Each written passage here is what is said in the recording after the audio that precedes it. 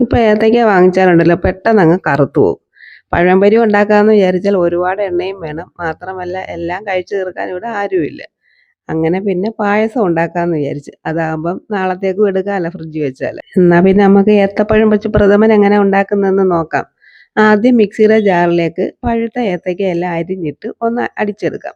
പാത്രത്തിൽ 2 സ്പൂൺ നെയ്യ് ഒഴിച്ച് അരച്ചു വെച്ച ഏത്തപ്പഴം ഇട്ട് ഒന്ന് വരട്ടി കൊടുക്കണം. അതിലേക്ക് ശർക്കര പാനി ഒഴിച്ചു കൊടുക്കണം. ശർക്കര നേരത്തെ ഉരുക്കി അരിച്ചു വെച്ചേക്കണം. ഏത്തയ്ക്ക നല്ല പഴുത്തതായതുകൊണ്ട് നമുക്ക് ശർക്കര പാനി കുറച്ച് ഒഴിച്ചു കൊടുത്താൽ മതി.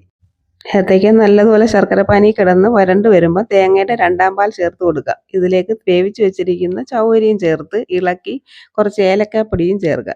ലാസ്റ്റ് 1-ാം പാലും ചേർത്ത് സ്റ്റൗ ഓഫ് ചെയ്തതിന് ശേഷം നെയ്യിൽ മൂപ്പിച്ച കാഷ്യൂനട്ടും മുന്തിരിങ്ങയും ചേർക്കുക. ഉണങ്ങിയ തേങ്ങാക്കൊത്തും ഉണ്ടെങ്കിൽ അതും ചേർക്കുക. അങ്ങനെ ഏത്തയ്ക്ക പായസം റെഡിയായി. വീഡിയോ ഇഷ്ടപ്പെട്ടാൽ എല്ലാവരും ഒന്ന് സബ്സ്ക്രൈബ് ചെയ്യണേ.